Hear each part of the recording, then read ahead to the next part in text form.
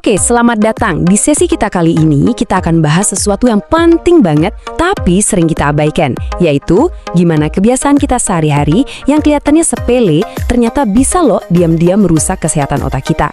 Yuk kita coba pahami bareng-bareng cara kerja pikiran kita dan apa yang bisa kita lakukan buat melindunginya.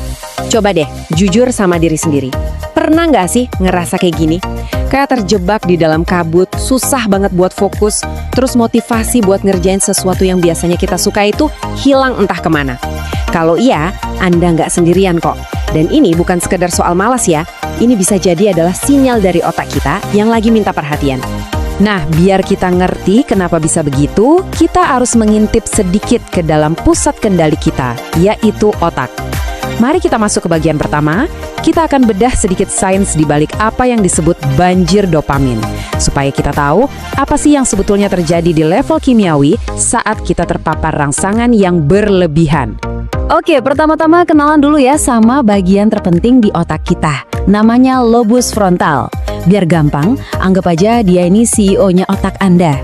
Nah, dialah yang tugasnya merencanakan, bikin keputusan, terus menyeimbangkan antara sisi logis dan sisi kreatif kita. Kinerjanya itu vital banget buat kesuksesan kita. Lalu ada pemain kunci lainnya, namanya dopamin. Ini tuh semacam zat kimia di otak yang fungsinya ngasih kita perasaan senang dan puas. Tapi masalahnya muncul kalau ada aktivitas tertentu yang bikin dopamin ini keluar dalam jumlah yang masif. Inilah kondisi yang kita sebut sebagai banjir dopamin. Nah, ini dia nih inti masalahnya. Ketika otak kita, khususnya si CEO tadi, terus-terusan diguyur dopamin, contohnya karena terlalu sering nonton konten yang sangat merangsang seperti pornografi, sistem penghargaan alaminya jadi tumpul. Paparan yang berlebihan ini bikin otak jadi capek dan akhirnya kurang responsif sama hal-hal normal sehari-hari.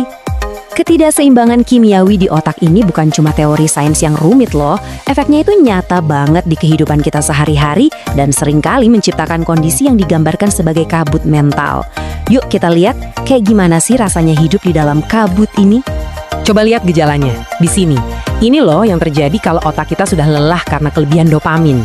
Motivasi jadi anjlok, mau merencanakan masa depan aja rasanya susah, bahkan lihat tantangan pun jadi nggak tertarik. Intinya, kejernihan berpikir dan kemampuan kita buat ambil keputusan yang baik itu menurun drastis. Nah, kalimat ini benar-benar nangkep esensinya. Kalau pikiran kita lagi berkabut, semua keputusan jadi terasa berat. Ini bukan cuma soal pilihan besar kayak karir atau hubungan loh. Pilihan-pilihan kecil sehari-hari pun bisa jadi penuh keraguan dan nggak efektif.